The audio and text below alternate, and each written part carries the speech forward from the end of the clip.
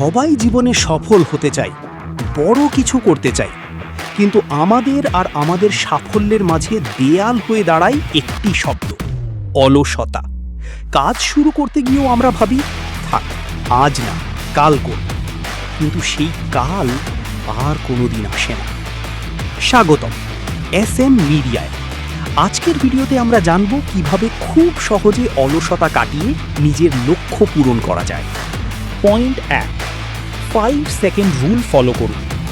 যখনই মনে হবে কোনো কাজ করা দরকার কিন্তু অলসতা লাগছে, তখন উল্টো গণনা শুরু করুন। 5, 4, 3, 2, 1 এবং সাথে সাথে উঠে পড়ুন। মস্তিষ্ক আপনাকে অলস করার সুযোগ পাওয়ার আগেই কাজ শুরু করে দিন। পয়েন্ট 2, কাজকে ছোট ছোট ভাগে ভাগ করুন। বড় কোনো কাজ দেখলে আমরা ভয় পাই এবং অলসতা করি, তাই পুরো কাজটির দিকে না তাকিয়ে সেটিকে ছোট ছোট ভাগে ভাগ করে নিন। যেমন, পুরো ঘর পরিষ্কার না করে ভাবুন আজ শুধু টেবিলটা গোছাবো। কাজ শুরু হয়ে গেলে অলসতা এমনিতেই পালাবে। পয়েন্ট 3, কেন করছেন তা মনে করুন। আপনি কেন সফল হতে চান? কেন পড়াশোনা বা কাজ করছেন? আপনার পরিবারের হাসি বা নিজের সুন্দর ভবিষ্যতের কথা ভাবুন।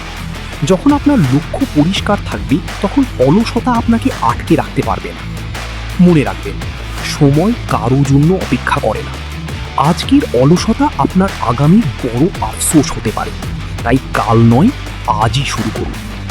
ভিডিওটি ভালো লাগলে লাইক দিন এবং এমন আরও শিক্ষামূলক ও মোটিভেশনাল ভিডিও পেতে আমাদের SM মিডিয়া চ্যানেলটি এখনই সাবস্ক্রাইব করুন।